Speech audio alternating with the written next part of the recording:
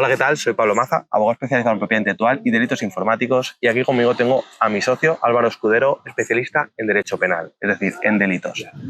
En este vídeo te vamos a explicar cómo enfocamos nosotros los delitos informáticos, porque evidentemente muchas veces no lo puede llevar un solo abogado. Necesitas alguien que se encargue de la parte más tecnológica y evidentemente alguien que no pierda de vista la parte procesal. Álvaro, ¿qué van a aprender viendo este vídeo?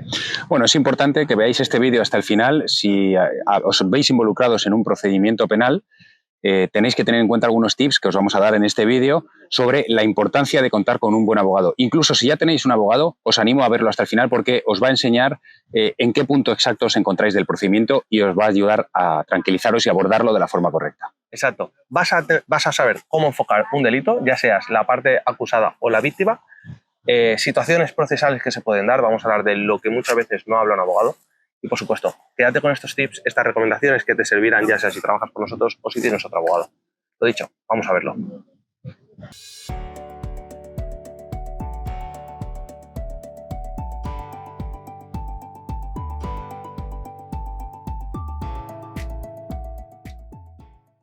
Y bueno, hoy la idea era decir, vamos a explicar, vamos a hacer ver lo que muchas veces no se ve, que es un poco el backstage, la cocina, ¿no? He dicho, ya Álvaro, estaría muy bien que explicáramos cómo trabajamos en los procedimientos penales, sobre todo cuando vamos enfocados a delitos informáticos. Como sabéis, las estafas en Internet es lo que más se ha hecho viral, temas de criptomonedas, pero sobre todo ya queremos hablar de cómo trabajamos de cara a delitos que tienen que ver sobre todo con el contenido sexual, pornografía infantil, delitos en los que, por ejemplo, una expareja o una persona difunde contenidos de otra, contenidos ilegales, etc.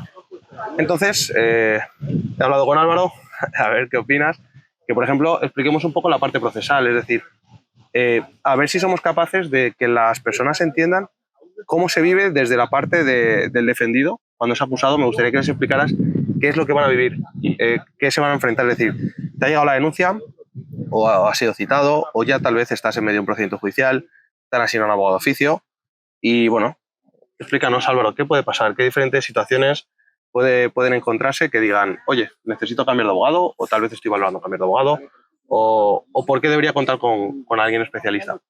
Bueno, es muy importante tener muy claro cuáles son las fases del procedimiento penal. ¿Para qué? Para que la persona que es citada o que han denunciado y la policía le detiene sepa muy bien en qué punto exacto se encuentra y cómo hay que trabajar con un abogado para minimizar al máximo los daños de esa denuncia. El procedimiento penal tiene dos fases.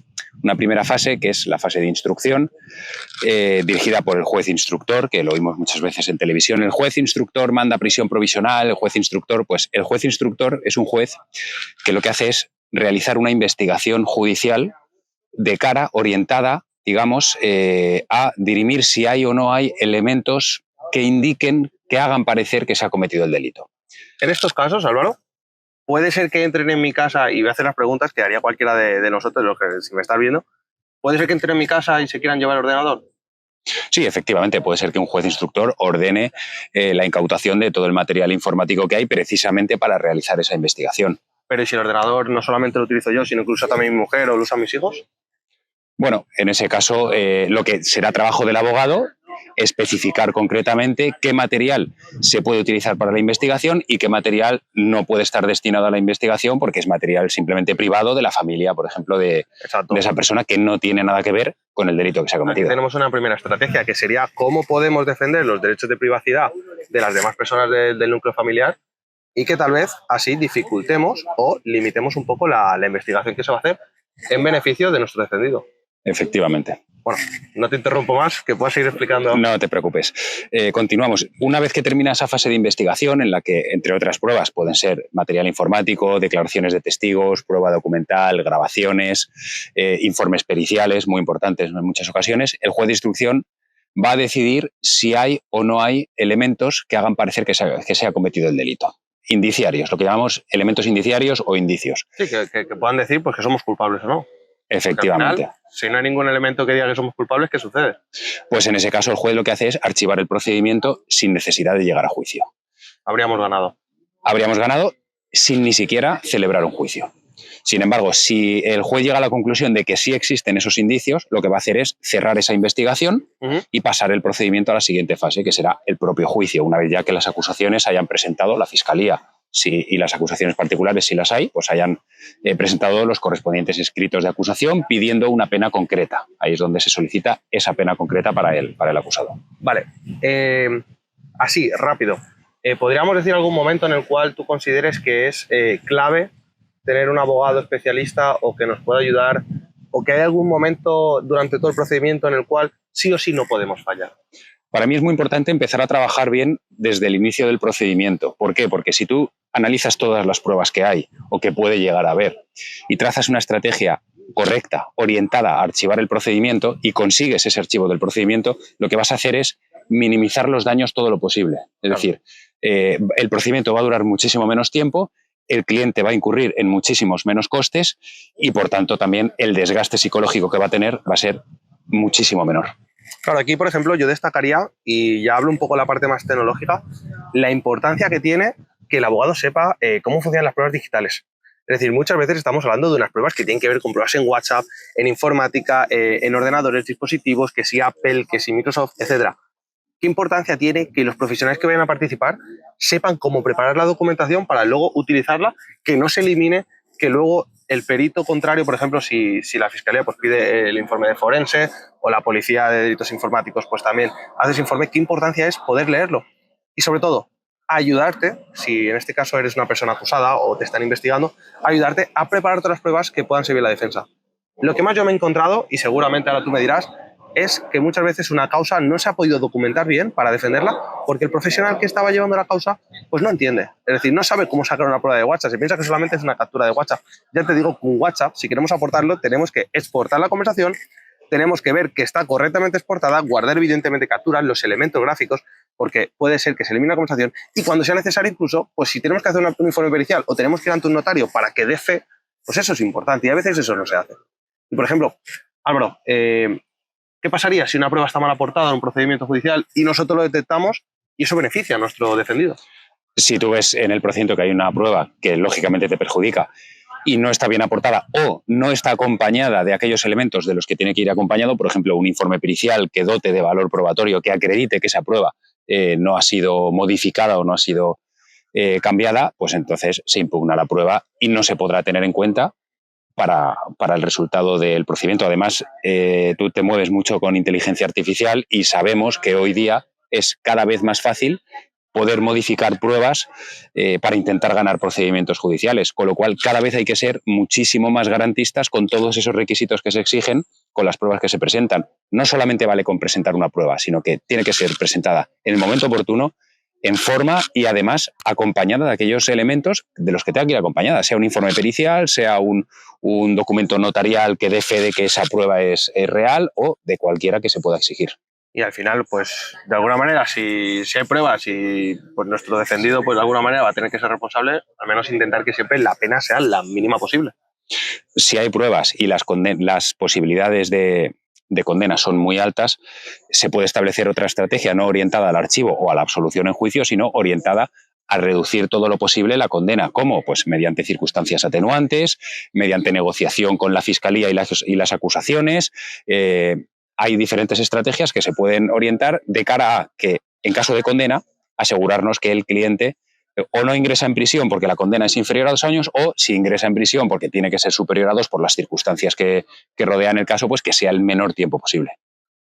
Vale, bueno, yo creo que hemos tocado un poco pues, el procedimiento. Me gustaría que le hiciéramos un poco el enfoque de cuando nos toca trabajar con la víctima. Muchas veces pues, vamos a ponernos en la situación de esa persona. Lo llevamos a la parte sexual, típica víctima que después de un divorcio o una expareja o alguien pues está difundiendo contenidos sexuales o privados o íntimos de ella. ¿Podrías explicarnos cómo es la experiencia de esta persona desde el momento en el que contacta con nosotros?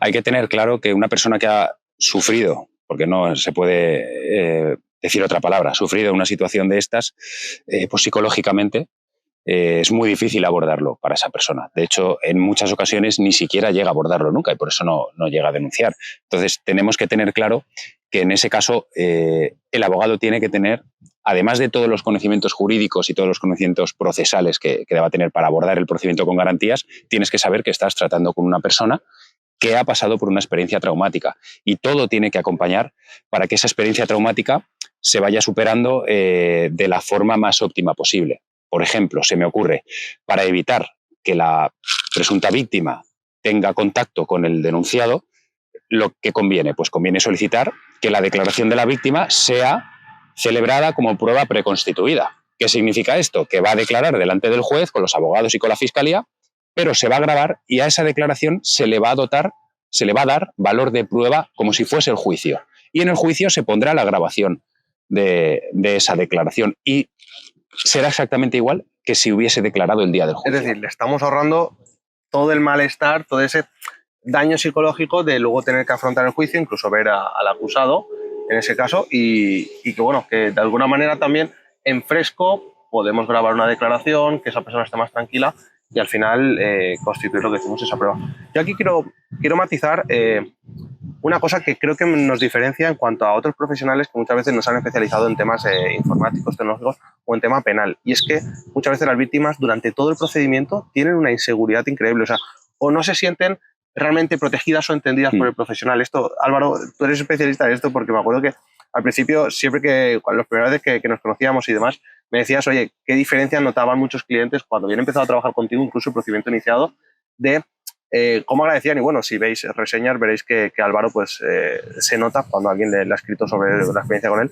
Y yo creo la importancia también de cuando alguien ha sido víctima de un delito informático, lo que decimos, ver cómo podemos minimizar el daño psicológico para la persona, que ya es suficiente y que evidentemente durante el procedimiento se seguirá, y sobre todo si esa persona va a tener que tener un abogado que le defienda, vamos a escuchar cosas que no queremos escuchar o vamos a leer cosas que no queremos. Yo también hago hincapié en la importancia de que el profesional que trabaje con nosotros nos ayude a asegurarnos, porque muchas veces la víctima tiene que impedir el volver a ser expuesta. Es decir, tal vez tenemos que llevar a cabo medidas de seguridad en los dispositivos, pues a lo mejor la persona que vamos a acusar pues tiene contraseñas nuestras. Pues oye, es importante asegurarse de que cambiemos contraseñas, quitemos accesos, aseguremos todo, pues tanto para asegurar la prueba que vamos a utilizar, como para no seguir sufriendo el daño, para que no haya una continuidad en el delito tampoco. Sí, porque además, como pierdas una prueba, quizás estés perdiendo el procedimiento completo. Entonces tienes que asegurarte que están a buen recaudo, que nadie accede a ellas y que cuando las presentas, como hablábamos hace un momento, pues estén presentadas en forma, en tiempo y acompañada de lo que tenga que ir acompañada. Al final, el resultado del procedimiento, seas denunciado o seas víctima, el resultado del procedimiento va a estar basado exclusivamente en las pruebas, no en ningún otro elemento moral ni ningún otro elemento que nos pueda parecer justo o injusto, sino en las pruebas que hay. Yo siempre digo, en un procedimiento judicial o en un juicio, la verdad no importa. Importa lo que consigues acreditar o probar de esa verdad. Incluso a veces las pruebas hacen parecer lo que no es verdad. Y por eso se producen a veces situaciones injustas con resultados injustos en procedimientos, pues que se condena a personas que son inocentes o que se absuelve a personas que realmente son culpables, porque no siempre las pruebas hacen parecer lo que realmente ha sucedido. Eso también es el éxito de nuestro trabajo. Efectivamente. Poder jugar con las diferentes interpretaciones de la realidad. Y aquí me gustaría explicar que muchas veces las personas, dependiendo de la parte en la que se encuentran o incluso en la ciudad, piensan que todos los actos o todos los trabajos que nosotros vamos a hacer, todo lo que hacemos con un juzgado, requiere su presencialidad o requiere que nosotros estemos desplazándonos. Álvaro, explícame o explícales cómo funciona el día a día de tu trabajo. Es decir, al cliente hay que molestarlo, le permitimos que pueda estar tranquilo y no reviva en cada momento la situación. ¿Cómo podríamos rápidamente resumir cómo es el trabajo del abogado?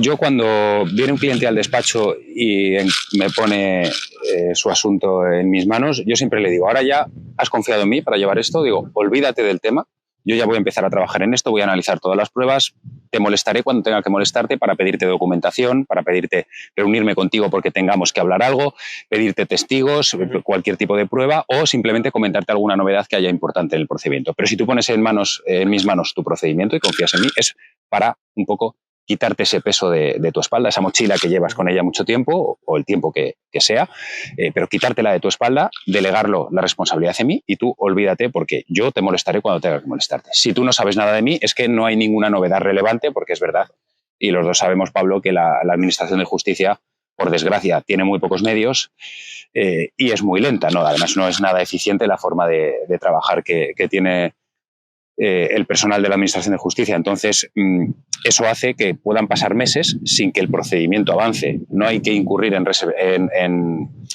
desesperación.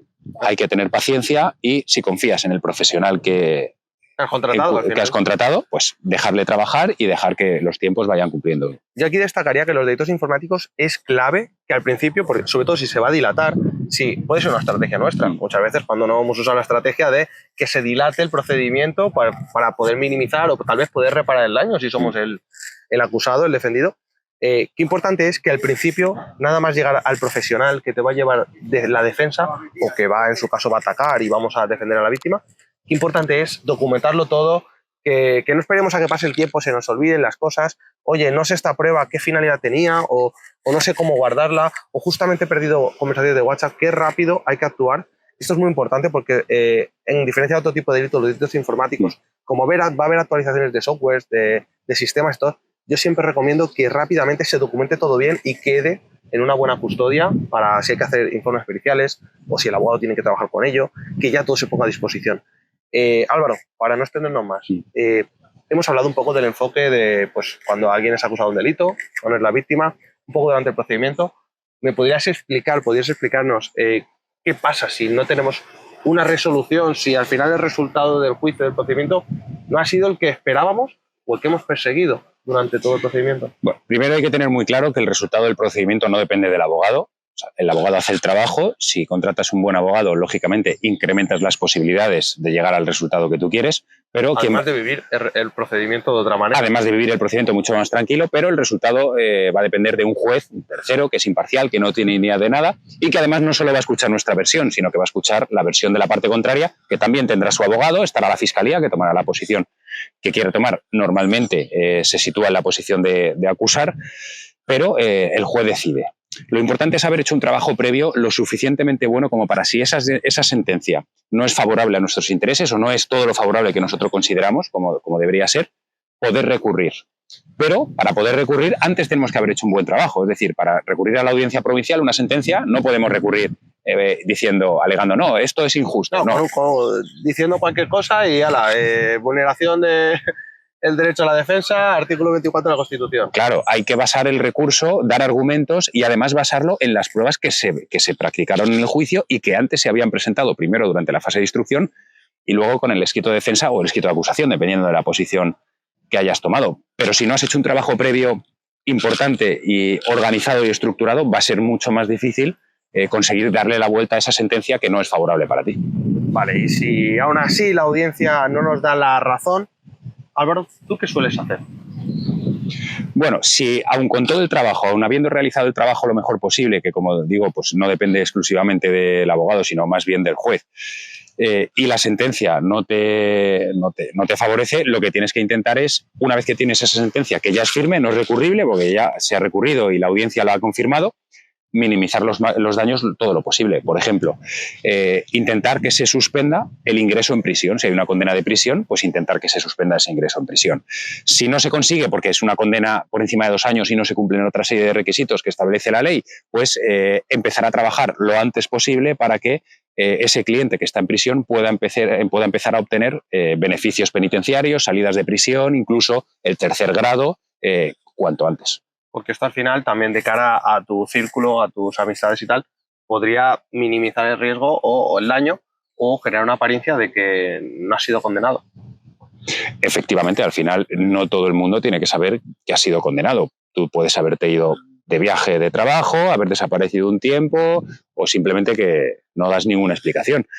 Esto no es, salvo casos mediáticos, como el último que hemos terminado hace unos días del Tribunal del Jurado del crimen del rapero Isaac, pero salvo casos muy mediáticos, la gente no suele saber, salvo el círculo más cercano y familiar, si te han condenado o no. Es decir, no tiene por qué saberlo las personas. Y más porque muchas veces un delito informático o delitos que se hacen en Internet suelen tener un mayor reproche social si además ha tenido que ver con contenidos sexuales, pornografía infantil, etc. Yo aquí considero que esto es muy importante. Creo que la estrategia procesal que se siga también es muy importante. Lo he dicho también un poco, la seguridad que podamos dar y sobre todo a nivel informático cómo podamos trabajar con las pruebas, incluso a la hora de buscar esa sentencia favorable o que a nosotros nos interese, cómo explicamos el funcionamiento de la tecnología. O sea, mi trabajo muchas veces, que puede ser repetitivo, puede ser un poco más técnico, es no solamente explicar la valoración de la prueba o cómo consideramos que esta prueba afecta a los hechos, sino también pues hay que explicar cómo funciona el algoritmo o cómo funciona un dispositivo o cómo se ha viralizado un contenido. Debemos ser capaces de explicar a la hora de cuantificar un daño, o si nos están reclamando una indemnización, porque eso también es importante, no solo delitos, sino también económicamente cómo nos afecta. Qué importante es decir que las cosas tienen la realidad o el efecto, la viralidad o el impacto real que han tenido. Y ahí es donde la verdad que es bastante importante pues trabajar con gente que entienda lo que es un sistema, cómo funciona el algoritmo, cómo funcionan las redes sociales, cómo un perfil pues cuando es privado no funciona igual que cuando es público, etcétera, etcétera.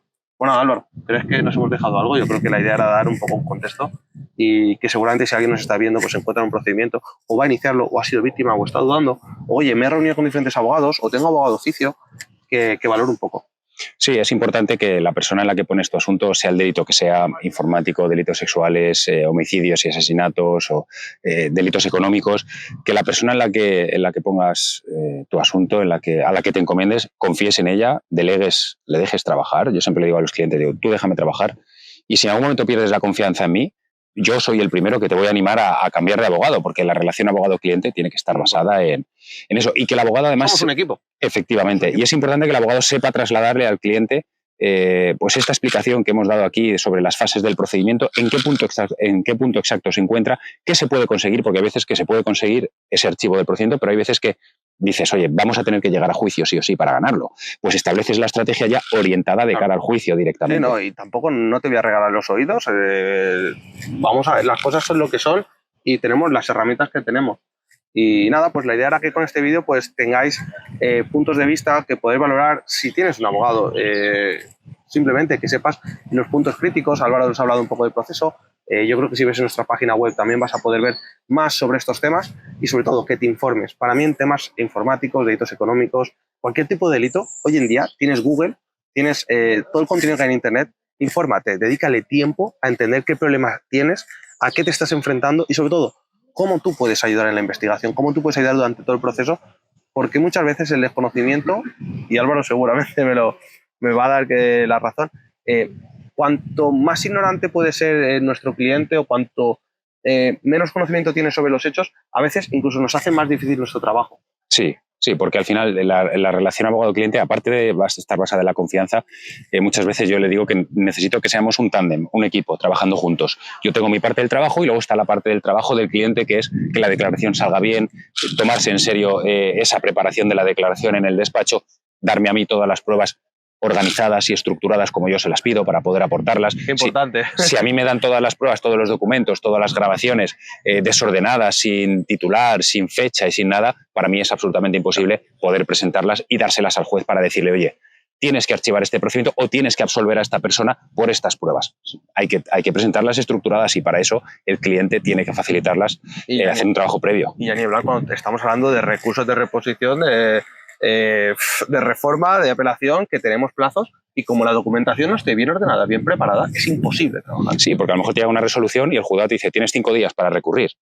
Entonces no hay tiempo de dedicar varios días a organizar la documentación. Tienes que ponerte con el recurso directamente. Ya ponerse a trabajar, imagínate si encima perdemos el tiempo en preparar. Que lo tengas en cuenta, si estás en un procedimiento, si vas a iniciarlo, la prueba, las evidencias bien documentadas. Si tienes que ir al notario, vas antes. No vas luego durante el procedimiento porque tenemos que saber lo que tenemos en la mesa y qué valor tenemos o le podemos dar. Así que nada más, espero que te haya resultado interesante. Yo soy Pablo Maza, Álvaro Escudero.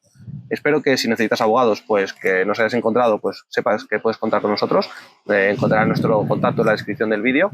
Si necesitas más, pues te recomiendo que veas otros vídeos para muchas veces tener esa información y para cualquier otra cosa, pues contactarnos o simplemente con esta información, pues tener más conocimiento para poder ayudar a que te defiendan.